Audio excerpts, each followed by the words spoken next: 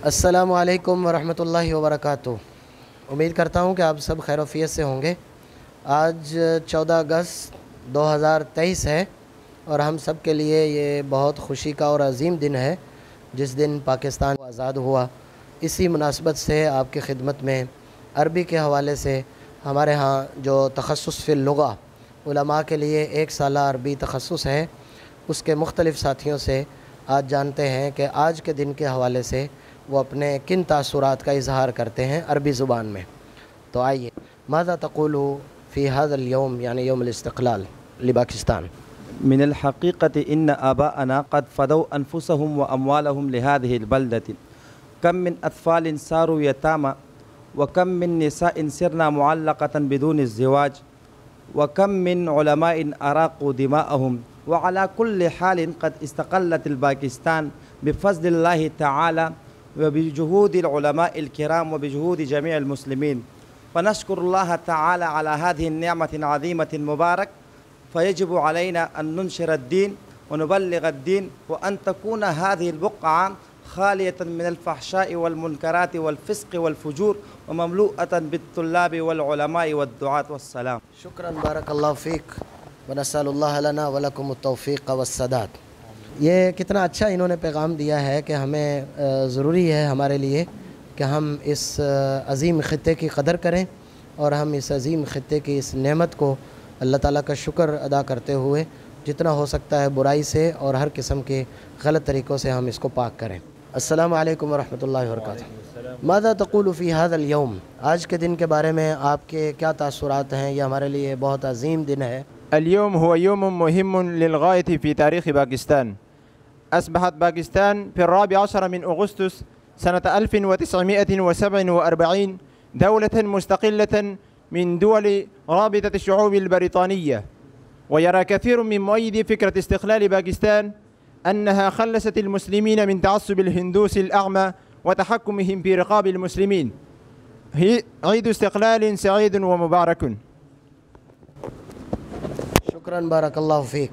तो इनका भी आपको ये मैसेज था, पैगाम था, बरतानवी जो इस्तेमार है उनसे हमें आज़ादी मिली है, लिहाजा इसकी हमें कदर करने की ज़रूरत है। अस्सलामु अलैकुम वरहमतुल्लाहि वबरकातुहू। माज़ा तक़ूलु फ़ी हाज़ल यौम, हाज़ा यौमुन सईदुन। بلدنا باكستان هو أقوى جيش سلاحي، وهو البلد الإسلامي الوحيد الذي يملك المفاعل النووية، وأنك لا تجد بلدا يفوق باكستان في كثرة المساجد والمصلين. ولكن من المؤسف حقه أن بلدنا باكستان الحبيب ما زال في ظلمة قاتمة السواد، وما زال في فساد واستعباد واحتلال. فهذا اليوم يوم استقلال، دعوته ورسالته أن نسعى في جمع شتات كتله. هذا ما تيسر لي، فجزاكم الله خيرا. ماذا تقول في هذا اليوم؟ بسم الله الرحمن الرحيم. لقد أراد الله سبحانه وتعالى لوطننا باكستان أن يتخلص من رقبة الاستعمار، فهيا لذلك الأسباب علماء مجاهدين قدموا أرواحهم في سبيل الحرية والإسلام، وأنشأوا دولة إسلامية أساسها كلمة لا إله إلا الله، فأصبحت دولة كمثل شجرة طيبة أصلها ثابت وفرعها في السماء. وهذا يوم الاستقلال باكستان، لنا يوم من أيامنا الوطنية وعيد من أعيادنا القومية، وهذا اليوم يطالبنا بتجديد العهد، وقل اعملوا فسيرى الله عملكم. كيف حالك؟ نعم، ماذا تقول في هذا اليوم؟ بسم الله الرحمن الرحيم. هذا اليوم يوم الاستقلال، ولكن أيها الإخوة، هل نعرف الاستقلال حقا؟ هل نعرف الاستقلال حقا؟ وهل حصلنا على الاستقلال في الحقيقة؟ وهل الاستقلال هو الاستقلال السياسي فقط؟ لا كلا، بل الاستقلال السياسي من غير الاستقلال الفكري، ليس باستقلال كامل، فعلى الشعب الباكستاني الذي حصل على استقلاله السياسي من 76 سنة أن تجتهد في الاستقلال الفكري كذلك. تحية باكستان. السلام عليكم ورحمة الله وبركاته. ما هو شعورك في هذا اليوم؟ بسم الله الرحمن الرحيم. اليوم يوم استقلال باكستان. حصل المسلمون على مملكة مستقلة يعرفها اليوم باسم باكستان، وذلك في سنة 1947 ميلاديا ل14 أغسطس. فرفع العالم في غربها بيد العالم النحرير شبير أحمد العثماني رحمه الله تعالى رحمة واسعة بقيادة محمد علي جناح. والسلام. نعم أيها الحبيب، ما هو شعورك في هذا اليوم؟ استقلال باكستان هذا نعمة من الله تعالى علينا، فعلينا أن نشكر الله تعالى بهذه النعمة العظيمة. لقد اخترناها على كلمة طيبة لتكون كلمة الله هي العليا، ولكن كل ذلك بعد أن مرت على بلدنا العظيم عصور مظلمة قاتمة السواد، احتلال واستبعاد وظلم وفساد، ولكن الله الرحيم القدير قد هيأ لبلادنا من رجالها الأحرار. والسلام. السلام عليكم ورحمة الله وبركاته. كيف حالك؟ بخير؟ ماذا تقول في هذا اليوم؟ نعم، أنا أكتفي بجمل عديدة. حينما حصل المسلمون على دولة مستقلة فالهندوس لم يتحملوا ذاك، فسلوا سيوفهم من أغمادها، فقتل مئات الآلاف من المسلمين، حتى قيل كان نهر في طريق مليئا بجثث المسلمين الذين قصدوا باكستان. فيا محب باكستان، جدير بنا أن نجعل هذا اليوم عيدا وطنيا ليكون ذكرى للأبطال المجاهدين، وقوة تسري في قلوب المؤمنين، ونورا يدفع الأبناء للمجد والكفاح لأجل هذا البلد الأمين. وأخيرا أدعو الله تعالى أن يجعلنا من الشبان الذين غيروا مجرى التاريخ، آمين يا رب العالمين. والسلام.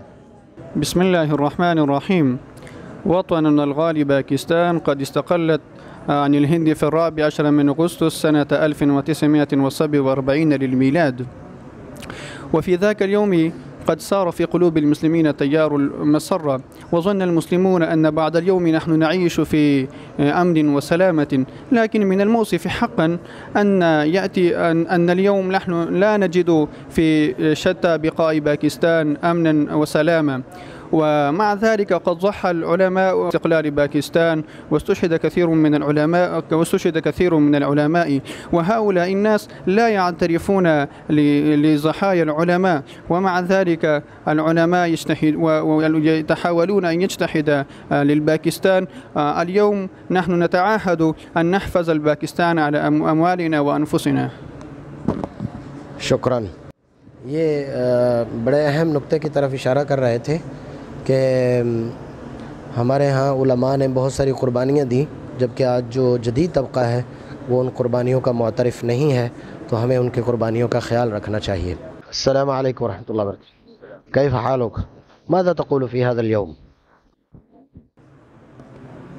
إن دولة باكستان دولة عظيمة لا مثيل لها في العالم كله، فمن تقدم إليها بخطوة من الشر قطع الله أقدامه، ومن أراد بها خيرا قبل الله جهوده وتوج مسعاه بالنجاح. وما وجدنا هذه النعمة الغالية إلا بعدما بذل أئمة المسلمين وعامتهم رخيصهم وغاليهم، وأنفقوا بياض نهارهم وسواد ليالهم، وأحرقوا سفنا من ورائهم. فلا علينا إلا الدعاء للمضاحين والشكر على هذه النعمة العظيمة والوفاء بها، فلله الحمد والمنة أولا وآخرا. شكرا، بارك الله فيك. نعم يا حبيبي، كيف حالك؟ ماذا تقول في هذا اليوم؟ بسم الله الرحمن الرحيم. دخل الإنجليز في الهند قبل 200 سنة، وظلموا المسلمون وقتلوا النساء والشيوخ والأطفال حتى أتوا على الأحذر واليابس، وكان المسلمون حزنوا جدا ويتفكرون في أي طريقة يتخلصون من ظلم عدوهم، ولكن جهدهم بلا جدوى. لما رأى علماؤنا هذا الظلم الذين يتحمله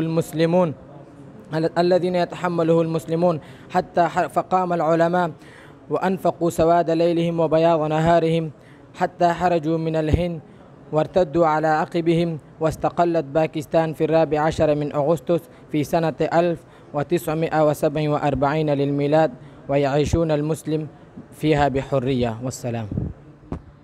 نعم يا حبيبي، ما تقول في هذا اليوم؟ تحية باكستان. لقد استقلت باكستان 14 من أغسطس، وإن هذا اليوم لهو يوم المسائلة. علينا أن نتساءل أنفسنا أفرادا وشعبا، هل تحققت تلك الأماني التي ضحى لأجلها علماؤنا وآباؤنا؟ وهل تذكرنا ذلك المقصد الذي كانت أساسا لهذه الدولة، أعني إعلاء كلمة الله في هذا البلد، أو رضينا بالاستقلال السياسي فقط؟ والسلام. نعم يا أخي، ماذا تقول في هذا اليوم؟ بسم الله الرحمن الرحيم. نحن اليوم في يوم الاستقلال بلدنا التي اخترناها على كلمة طيبة لتكون كلمة الله تعالى هي العليا. فما مقصد احتفال يوم الاستقلال؟ أن نكتفي على رفع العلم وبالهتف فقط؟ لا، بل مقصدها أن نعزم حصول مقصده، وهو أن ننفذ أوامر الله تعالى ونتبع رسوله الكريم صلى الله عليه وسلم. تحية باكستان. شكرا. نعم، ماذا تقول في هذا اليوم؟ بسم الله الرحمن الرحيم.